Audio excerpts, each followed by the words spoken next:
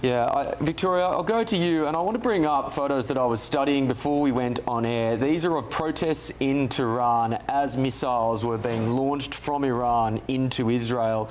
And there is an interesting aspect to these photos, and I wonder if anyone can pick it up, and that is there is huge amounts of women at the front of these protests. Now, call me a cynic, I've never seen groups of women at the front of a protest, or indeed in large groups in a fundamentalist Islamic country, which suggests to me that something is up here and that there is more than just a little bit of propaganda behind these photos to suggest that there is support for the Iranian regime. I don't have evidence for that, but I would suggest it is curious.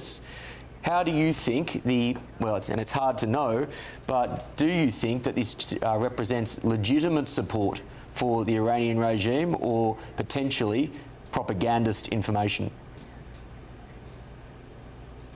Well, I think you hit the nail right on the head here. Iran is a known propagandist, and I think that this is just a continuation of that. You know, we also see that these pictures that these women are holding up are actually of the Ayatollah Khomeini, not of the son, who, of course, at least as far as I'm aware, has not been seen publicly anywhere. Now, you know, if you ask people why they think that is, it's because they're trying to keep his location under wraps. But you know, people are critical of individuals like, you know, Trump. If he doesn't come out for more than 24 hours, the conspiracy theorists start rattling off why he hasn't been seen. You know, this guy in Iran, he hasn't been seen since the conflict started. You know, of course, the reports are that he's injured. But, you know, if he's the one calling the shots at the end of the day, that might actually instill some sort of faith in the people of Iran, in their leadership. And so, you know, I am really interested to see who is actually calling the shots. And this was actually something that Marco Rubio himself alluded to. He testified on Capitol Hill this past week, and he said, you know, kind of when he was being criticized by some of the Democrats about how long this process was taking, he actually went out and he detailed, you know, that within Iran, a lot of the leadership still doesn't trust itself.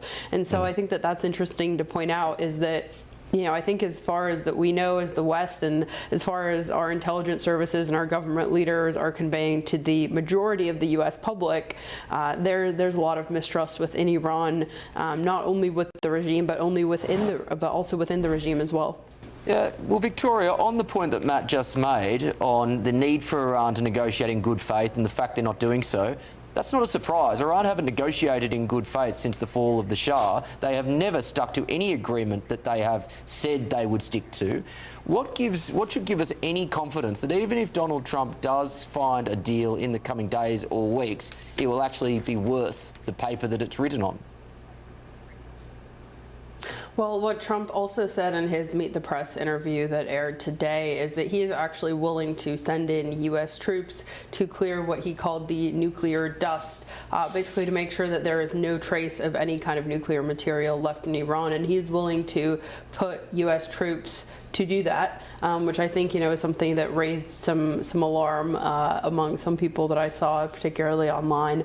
But I also think that it's interesting to point out that he said that he believes if he were to do it, no U.S. troops would be in harm's way. So basically, he wants to get the situation to a point where U.S. troops can actually go in there and secure kind of that nuclear promise, which of course is the key part of the deal, which Iran, at least as far as I'm aware, still hasn't agreed to.